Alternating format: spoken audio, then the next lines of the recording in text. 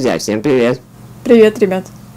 Мы снова продолжаем тему про ипотеку, про то, как мы приобретали свое собственное жилье. Тем, кто не видел предыдущее начало истории про ипотеку, посмотрите по ссылкам в описании к этому видео, там все найдете по частям. Ну а мы продолжаем. Первое, о чем нам хотелось бы рассказать, это то, что нам пришлось работать с риэлтором. Мы вообще часто ездили, смотрели дома, квартиры, нам попадались риэлторы, но как-то, можно сказать, они были попроще, что ли. А здесь вот нам так повезло, попался риэлтор, который сразу стал требовать задаток около 100 тысяч. Вот. Но так как вот я в ипотеку, я не был уверен, что, допустим, банк проверит квартиру, да, и скажет, что да, мы даем добро. Потому что по правилам как бы банк одобряет нам сумму, да, то есть дает ипотеку на квартиру. Мы выбираем жилье, сдаем все документы банку на это жилье, он проверяет и только потом говорит, что да, ребята, вы можете купить это жилье в ипотеку. Да, то есть потом только одабривает ее. Да, и получается банк как бы он выкупает это жилье себе, а мы потом банку платим и получается как бы выкупаем у банка за определенное количество лет. Ну как завернул. Да, ну завернул. Ну это так, как бы по сути это так получается. Ну и в общем, я не готов был давать задаток, потому что я думаю, а вдруг банк проверит квартиру, а она какая-нибудь там окажется, ну, плохая. Не подойдет для банка. Да, не подойдет. И банк откажется ее выкупать. И туда мои деньги, 100 тысяч там, или 50 уйдут. Уйдут, да. Уйдут продавцу и риэлтору. Да.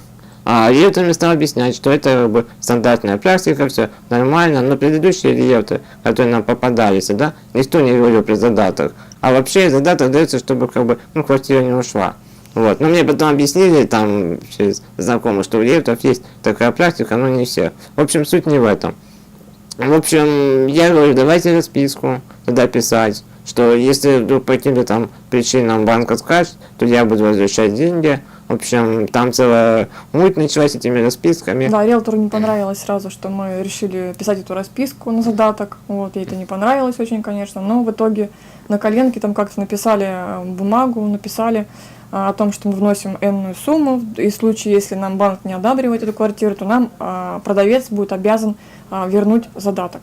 Да, если по вине банка сделка не состоится, то хозяин вернет нам деньги. Но пока мы эту расписку составляли, пока мы все это договаривались, ругались, спорили, проходило, наверное, больше 2 недель. Я уже даже юриста своего друга привел к этому делу, чтобы он как-то помог разобраться, разрулить ситуацию. В общем, решились.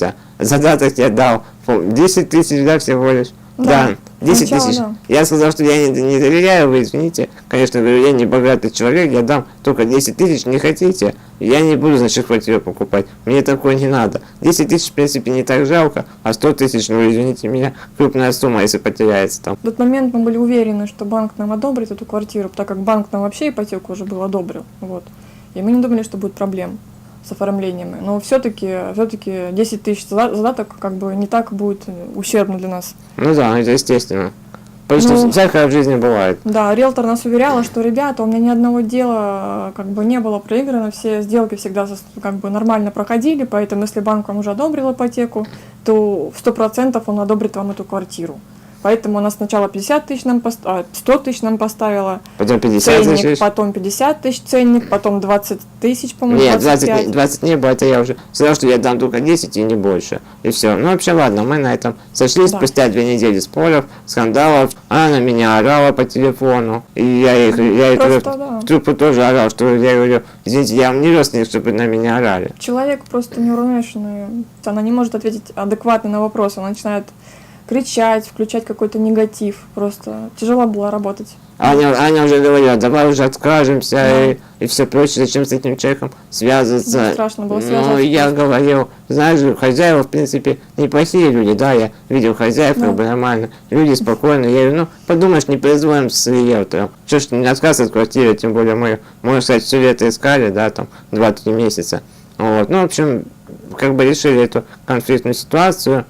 Ну, все-таки я не хочу сказать ничего о ней плохого, она человек хороший, она там потом много чем тоже помогала, как бы, и в спокойный момент вела себя как бы нормально, адекватно. Действительно, человек где-то неуравновешенный был, да, но все равно человек знает свое дело, вела его ответственно и была заинтересована, чтобы сделка состоялась любой ценой. Поэтому обиды на нее не держим, как бы все равно. Да, эмоции бывают у всех. Да. Тем более, женщина, мы женщины, всякое бывает. Всю документацию, конечно же, вела риэлтор. Она собирала все документы, отвозила их в банк, даже если мы какие-то документы с Аней делали, да, там, вот от Ани, допустим, нужно было согласие. Аня ходила к нотариусу, оформляла согласие свое как жены на то, что я беру в ипотеку жилье.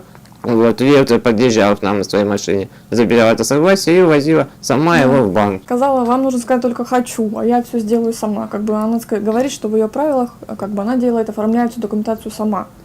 С банком связывается, как бы покупатели приходят только на сделку. Ну да. Поэтому. Вот, ну, нам все равно пришлось некоторые бумажки Берии тоже собирать, но она их все отвозила сама. То есть в банк мне вообще ни разу не приходилось ездить. А документы нам самим приходилось собирать, как я уже сказал, согласие жены на то, что я приобретаю жилье. Также собственник квартиры тоже брал согласие мужа на то, что она продает. Нотариально заверялась. Да, за все это мы, конечно, платили. Потом, что там еще было? Госпошлину мы оплатили за покупку жилья, да, я ходил в Сбербанк, оплачивал. А еще нужно было провести оценку жилья. То есть ходили мы, я маму попросил, чтобы мне в город не ездить, мама съездила, подала заявку оценщикам, а они приезжали и делали оценку жилья. Это делается специально для банка. Вот я всех нюансов не буду объяснять.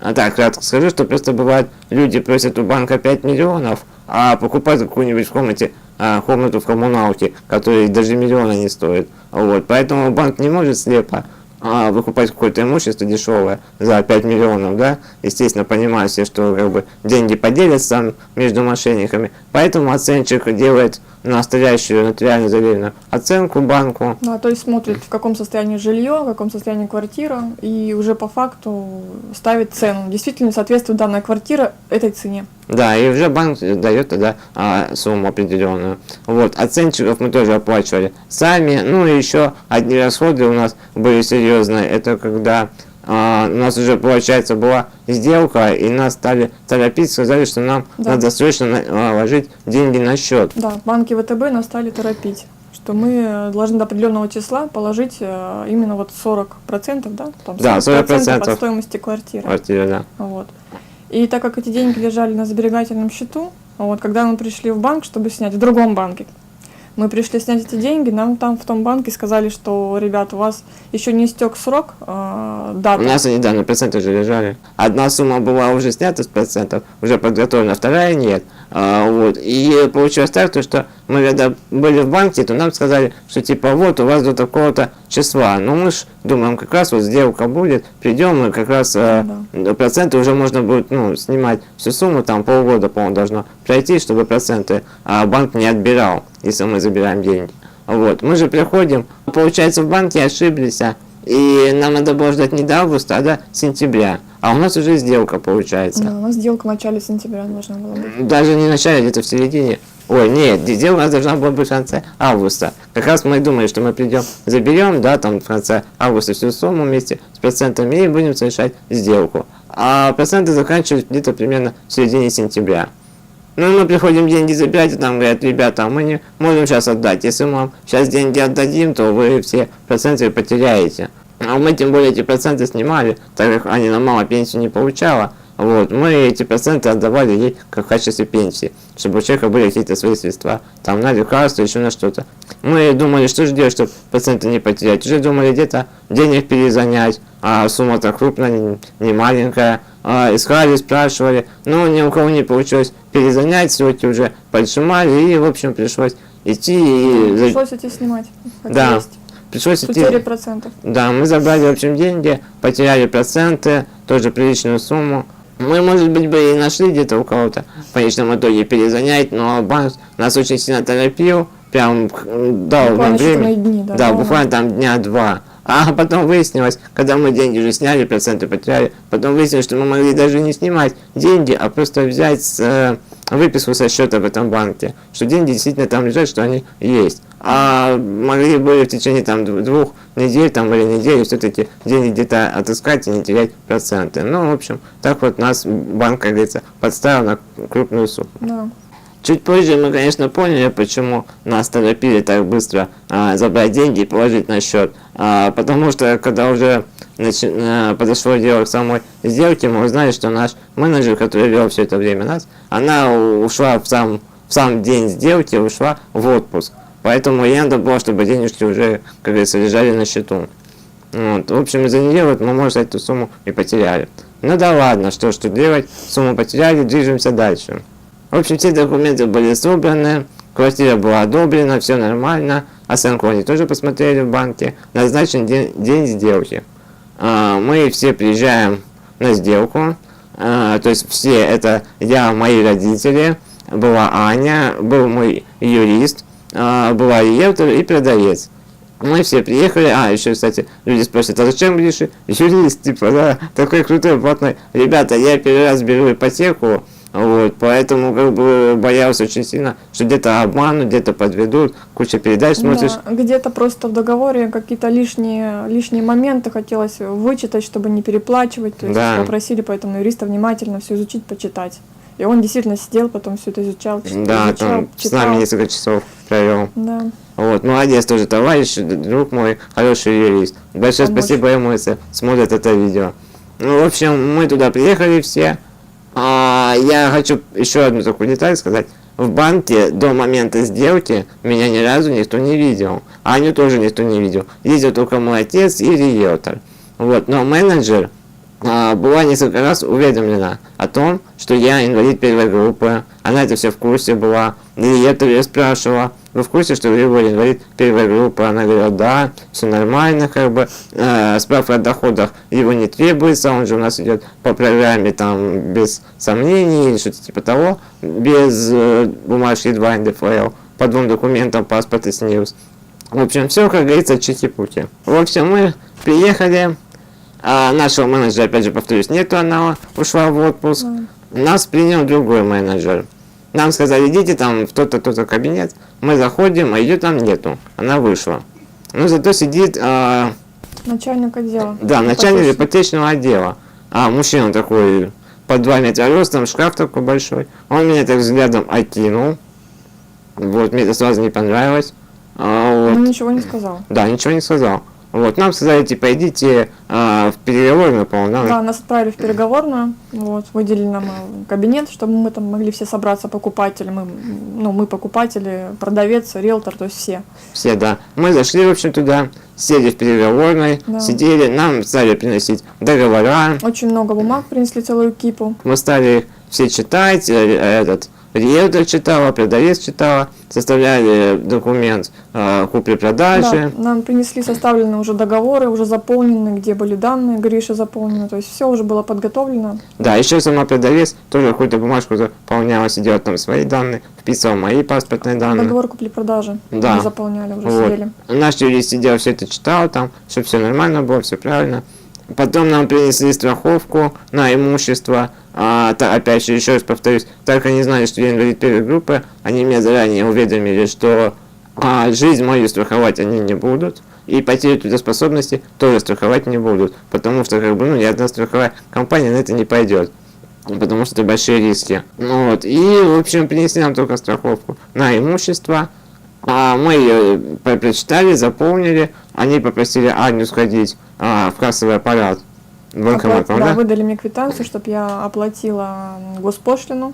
Да, и попросили ее после оплаты занести чек туда, вот где сидел начальник ипотечного кредитования. Я несколько дней назад, до сделки, звонил своему менеджеру и спрашивал, говорю: может ли за меня расписываться мое доверенное лицо по доверенности? Допустим, мама, либо жена, я составлю доверенность. Вот, Да, потому во что, всех документах. Да, во всех документах. Можно ли за меня кто-нибудь расписываться? Потому что, говорю, у меня руки плохо работают, ручку держать я не могу. И расписываюсь я зубами, держу ручку в зубах. Вот, и мне это некомфортно. Не эстетично просто. Да, не эстетично, потому что там... Такой типа бумаг, именно зубами. Да, это тяжело, во-первых, во-вторых, неудобно перед продавцом, перед риэлтором, так вот корячиться, как говорится. Она сказала, что надо посвящаться с руководством, узнать у юристов и потом мне перезвонит. Потом она мне перезвонила, спрашивала, если вы хотите расписываться зубами, да, вот, если вам нужна доверенность, чтобы кто-то за вас расписался, то как же вы работаете? Вот, как же вы будете ипотеку оплачивать? Я объяснил, что я как бы программист, там сайты создаю, продвигаю их. Вот, то есть, На самом деле, когда заполняли анкеты, даже Гриша указывал свои места работы, телефона, то есть даже можно было позвонить и узнать, где он работает, на его место работы. Да. Хоть он числился там неофициально, но у него были, как договоренность была, что он там как наемный рабочий у них работает. Да, то есть Можно было официально, позвонить и у них узнать в Москву там. официально я не числился, но я предупредил свое начальство, что вам могут звонить с банка, вот, подтвердите, как бы, что я у вас работаю, вам ничего за это не будет. Они согласились. Я сказал, что да, с компьютером я справляюсь, а вот ручку не могу держать. А она мне сказала, ну ладно, ничего страшного, все как бы нормально. Но расписываться придется вам самому. Да, в Хорошо. любом случае, хоть чем, но самому. Да. Хоть носом, хоть чем. Это как бы внутренние правила банка. Да. Как бы есть закон, что я имею право взять с собой поручителя, который будет за меня расписываться, доверенное лицо. Но по внутренним правилам банка я не имею такой возможности. Ладно, в общем, я расписался везде, где надо было. Аня заплатила. У Гриша долго, да, много-много бумаг пришлось подписывать. Да. Вот, взяли специально с собой книжку, там что-то мы там взяли, подкладывали. Папку специально такую. да, попросили. Плашка, по-моему, называется. Нашли подходящую ручку с таким наконечником, чтобы именно чувствительно к бумаге прикладывалась эта ручка и легко расписываться было. Тренировались, Репетировали, короче. Да, репетировали, да. Долго учились, долго И репетировали. действительно пришлось очень много бумаг ему подписывать. Мы даже фотографии сделали там на месте событий, как все это происходило, как он бумаги подписывал. Самое смешное, что хочу сказать, мы заплатили страховку, Аня пришла, все. Мы уже потом заметили, что мы заплатили страховку за чужую квартиру. Да, я просто сижу, внимательно читаю, смотрю, а квартира-то не та, адрес не тот указан. И уже оплачено. Улица не то, вообще все не то. Да. Но уже оплачено. Ну, прибежали менеджеры, потом выхватили у меня этот листок, сказали, все, сейчас все исправим, все, это ошибка, ничего страшного. Ну, ладно. Ладно, это менее из Это мизер еще, да. Да, это самая меньшая из проблем, которые там с нами случились. В общем, Аня отнесла квитанцию о том, что мы оплатили страховку. И когда она туда пришла, Да, я пошла, получается, оплаченную квитанцию понесла в кабинет к начальнику ипотечного отдела. Там сидела менеджер, главная, которая нас уже вела. Вот. И потом, получается, начальник меня подозвал по имени, говорит, ваш муж как вообще работает? Как он собрался брать ипотеку, если он в таком виде? Я говорю, в каком виде? Ну, как он может работать? Там же как бы, нечем работать, да? Я говорю, он работает, уже 11 лет у него стажа, он нормально работает, как бы доход, он все у вас указал. Ваш менеджер все видела прекрасно, все знала. Извини, перебью. Да. Ребята, мне есть чем работать, посмотрите предыдущее видео, там где-нибудь порвете. У меня руки и ноги все на месте. Посмотрите. Да. Продолжай. Вот. Я говорю, что он работает стабильно. Как бы у него есть приспособление, он приспособился, он работает 11 лет. Как бы ваш менеджер, который нас вела, изначально оформляла с нами все документы, все заявки, все анкеты мы заполняли через нее. Она знала, с кем она работает. И он мне такой сразу говорит в лоб, а мы не можем дать вашему мужу ипотеку. И все. Я говорю, почему? Ну, потому что, говорит, до сегодняшнего дня я не видел вашего мужа, как он выглядит. Поэтому нет, мы не дадим вам ипотеку. Я говорю, так, стоп. Я пойду, вот сейчас привезу мужа, и вы все ему сами в лицо скажете. И я развернулась и пошла за Гришей. А мы в этот момент сидели, опять же, в переговорной, смотрели все эти документы, уже общались о том, как ремонт будет делать в квартире. Тут забегает Аня и говорит, поздравляю, тебе отказали в ипотеке. Я думал, она сначала шутит. Я говорю, как отказали? Хорош прикалываться, не смешно. Риэлтор такая сидит, смотрит. Да, В смысле, говорит, отказали? Продавец в шоке. В смысле, говорит, отказали? Продавец сразу покраснела. У нее проблемы со здоровьем, она тоже женщина как бы в возрасте, и ей давление сразу. Уже столько пришлось пройти, просто Да. тоже им бумаг столько оформить. И Они уже квартиру там, уже все дом выписались нашли. все. Они выписались, да, уже с квартиры. семьей. Всей семьей, там много человек было. Они уже нашли дом, их там ждали, задаток они тоже там не заплатили, потому что тоже не Тоже могли, боялись. денег у них не было, да, и боялись, они давали задаток. В общем, риэлтором дом нашла. В общем, короче, все такие в шоке. Ну, мы с Аней, Аня меня разворачивает на коляске, и мы едем в тот кабинет, где сидел начальник ипотечного кредитования, вот, как и кредитования. Мы к нему заходим. Да, здравствуйте, что за проблема? Добрый день. Добрый день. Николай зовут, начальник отдела. Очень приятно. Вы знаете, вот, у нас сейчас возникла сложность, потому что у нас кредит одобрялся по двум документам, у нас нет данных по вашей инвалидности. Вот сейчас Ну, менеджер ваш знал, что я инвалид первой группы.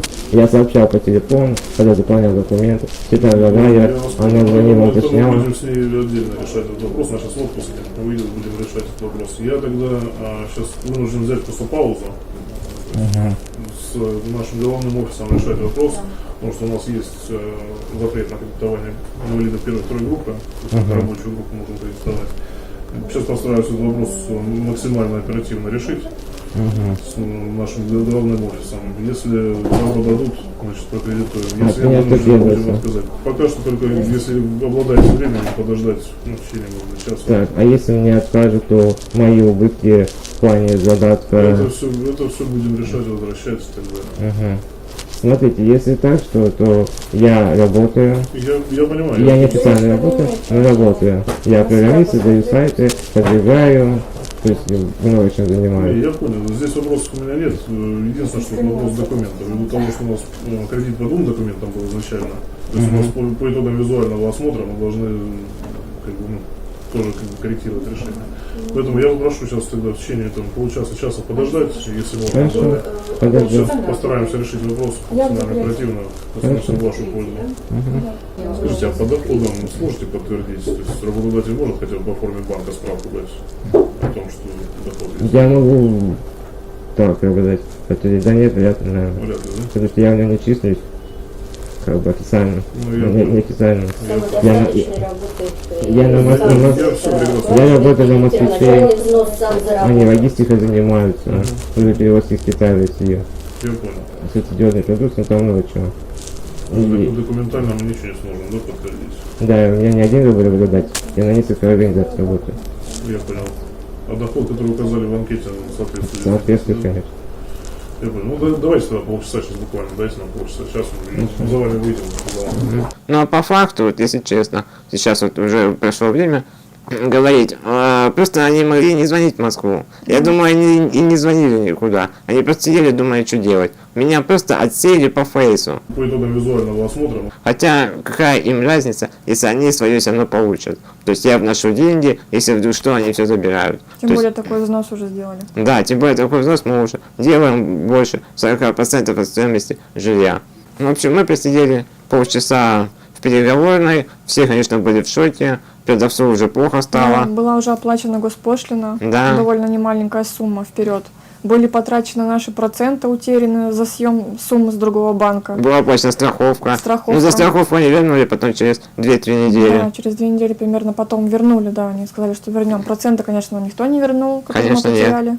Плюс я оформляла согласие на да. покупку, приобретение Плюс мужем оценщиков мы жилья. оплачивали. Оценщиков более, там тоже сумма, оплатили мы. Тоже нам никто это не вернул и не вернет. А продавцу тоже он выписался, тоже оплачивали всякие документы, тоже согласия, все прочее, тоже им никто ничего не вернул. Да, и в итоге они тоже не купили дом, который должны были купить, у них все обломалось, как говорится. Да. В общем, заходит через полчаса начальник ипотечного кредитования, тот же самый, с менеджером, извиняются перед нами, типа, давайте, говорит, мы оформим на вашего отца. Вот. Стали искать ходы-выхода. Да, стали, как говорится, искать ходы-выходы, выкрутиться из этого? заметать следы. Я говорю, понимаете, на меня вы оформляете на 20 лет, потому что я молодой. Хоть я и так тяжело болею, по и вы возрасту. боитесь мне давать ипотеку. Вот, меня устраивал платеж в месяц. Вот. На отца вы будете оформлять, ему через 8 лет на пенсию. Больше, чем на 8 лет вы ему ипотеку не дадите. Да. Вот, эта сумма будет удваиваться. То есть я не потяну Это такую будет сумму. огромная сумма в месяц. Да, вот да, ну предположим, если бы, к примеру, вот если я бы брал, мне пришлось бы платить 15 тысяч, если бы я бы брал на отца, то мне бы пришлось платить около 30 тысяч. В общем, я не потяну, ребята, такую сумму. Ну, давайте все равно, типа, как бы, попробуем. А потом, говорит, вот мы сейчас на отца сделаем, вы, говорит, посидите, как бы, подумайте, то есть вы несколько месяцев поплатите, а потом, говорит, у вас жена гражданство получит, когда вы на нее переоформите, она молодая, Да. вы на нее переоформите, и ей мы пересчитаем на 20 лет, дадим. Да, и под нормальный процент. Под нормальный процент, да, будете опять платить поменьше. Я говорю, да, ребята, я говорю, конечно, извините, а где гарантия, что жена через полгода вот получит гражданство, На допустим? самом деле нет, на самом деле получу его не раньше, чем через полгода, там еще пока все оформишь, пока одни бумажки подождешь, пока другие, там в любом случае мне придется дольше еще Да. ждать гражданства. Вот, ну, в общем, суть не в этом, а суть в том, что я говорю, где гарантия, что когда жена получит гражданство, мы придем к вам, а вы нам опять что-нибудь не придумаете. Да. Опять скажете по Или фейсу. меня не одобрят, Да. что-нибудь там не захотят, или же еще что-то. Скажет, мало пожила там, да, или опять там ваша прическа Или не только нравится. гражданство Да. получила, да. Да. Поэтому- Скажет, там ваша прическа не нравится, или как в воде, то мы не дадим вам ипотеку. И все Гарантию прочее. никто не давал. Да. Потому что они нам, получается, я говорю, на основании чего вы нам отказываете? Давайте официальную причину, почему вы ему отказали. Потому что человек столько потратил денег, столько времени, мы все это оформляли, бегали, Я говорю, на основании чего? Давайте нам хотя бы отказ. Он говорит, без оснований, без причин. Без причин, мы это имеем полное право. Нет, Без... просто без объяснений. Без объяснений просто Да. мы имеем право вам отказать без объяснений причин. Все. Банк ВТБ часто бывает, людям, которые берут ипотеку, без причин, без оснований, без объяснений. В момент самой сделки, когда уже люди собрали все документы, приехали на оформление сделки, они поднимают процент по ипотеке. То есть, допустим, человек должен, приехал ему 9%, а приезжает, у него там написано 10%. И они не объясняют, они просто говорят, мы так решили. Да, они так решили, и все, как им И хочется. все, да. В общем, отец подал документы, они там прям на месте быстренько все это сделали. На нас еще давила риэлтор сильно, говорила, я эту сделку любой ценой сегодня сделаю, Да. все будет хорошо. Мы объясняем, что там, извините, такая сумма получается, что мы просто не потянем, даже пока мы будем ждать мое гражданство. Это будет огромная сумма. Где вообще брать такие деньги сейчас, откладывать? Потому что делать ремонт в квартире нужно, а квартира запущенная очень. Еще же ребенок, тоже ж надо покупать и питание, и все вместе. Просто обидно, что столько потрачено денег, столько потрачено времени или сил людей, и вот так вот взять, сначала обнадежить, все принести кипу бумаг уже, все оформить, а потом взять человеку и просто так вот, а мы тебе не дадим ипотеку, и все. Просто вот Да. так вот. Как так можно? Это очень большая дискриминация, только чисто из-за того, что я инвалид. То есть, хотя... Получается, по программе он полностью подходит, но только из-за того, что он в таком виде, ему не дали ипотеку. Да, Реально, то так есть и- из-за того, что я несу им свои денежки, я им подхожу, но почему-то вот просто я лицом им не понравился. Хотя почаще они не могли бы закрыть на это глаза и просто дать ипотеку, потому что уже же дали. Да, потому что там никто с той же Москвы, никто там не смотрит, как он там выглядит. Главное, что поступают, деньги поступают, какая разница. Тем более они инвалидам дают ипотеку. Вот. То есть ему была изначально менеджер, ему сказал, что проблем нет, процент вам просто повысим, страховать жизнь не будем, то есть все нормально. Но они дают инвалидам каким, допустим, там, по зрению, по слуху, которые, знаешь, ходят, там, двигаются, Тогда всё сразу прочее. бы сделали какую-то группу, первая инвалидная группа инвалидности нерабочая, все, мы такие Да, не даем. она есть Хотя бы нерабочая. Вот, хотя бы сразу сказали, ребята, вот нерабочая группа, даже не пытайтесь, все, мы не будем, даже не подавайте. То есть этих людей-то сразу отделите. А зачем человека было обнадеживать, столько убивать времени, ему туда-сюда ездить, все это подписывать?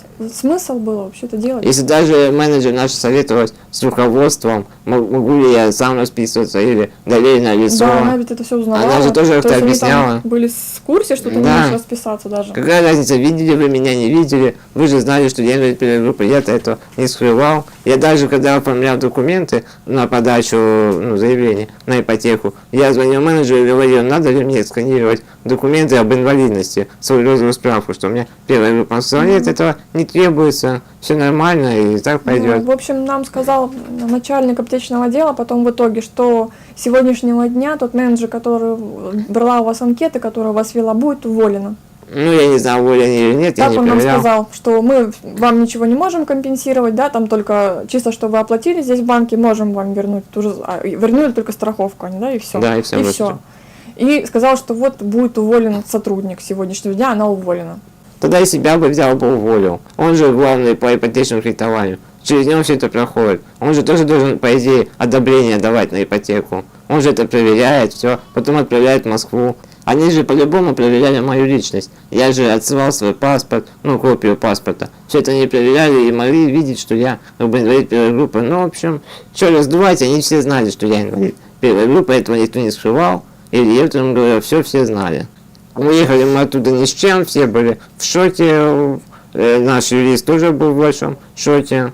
Я письмо написал, но еще пока не отправил на соответствующие сайты Центробанка России и так далее, всякие жалобы вот, на ВТБ банк. Конечно, ситуация с места не сдвинется, но может быть хоть кто-то почитает и может быть кто-то будет наказан за такую халатность. Прошло где-то недели 2 или 3, а может быть месяц, и мне приходит на телефон смс-ка. Григорий Геннадьевич, ВТБ, да, с ВТБ. Там было написано, что Григорий Геннадьевич, поздравляем вас, вам одобрена ипотека в банке ВТБ. Ждем вас. Такая вот смс-ка. Вот недавно пришла. Да. То есть они до сих пор меня ждут. Сами отказали, но меня Да. до сих пор ждут. Ждут, не дождутся. А может завтра в дверь позвонят, постучаться, придут. Сказать, что ж вы не приходите-то, голубчик. Да. В общем, ладно, друзья, мы будем заканчивать это видео. Но мы не будем заканчивать на плохой ноте. Да. А мы не будем вообще всего рассказывать дальше, потому что опять видео получится очень большим. Просто хотим сказать, что все решилось, в общем итоге. Не в данной ситуации, мы оттуда уехали. Да, С там с всё ВТБ мы все отношения порвали. порвали. Вот, но ситуация потом решилась все равно хорошо. Ну, об Как- этом мы расскажем Да. в следующем видео вам, чтобы сейчас Хоть не мы- растягивать. Хоть мы пока и сидим здесь, в этой квартире, но все решилось. Вот, все в нашу, как говорится, пользу. Да. Так что смотрите следующее видео, если кому интересно. Мы опять навели интригу, мы перед вами извиняемся, но уже объяснили, что видео получаются Да. очень большие, да, и никто потом их не смотрит. Никому не интересно столько времени сидеть у монитора или у телефона. В общем, подписывайтесь на канал, ставьте лайки, как обычно по стандарту. Дизлайки, комментарии и все прочее. Всем пока! Всем пока.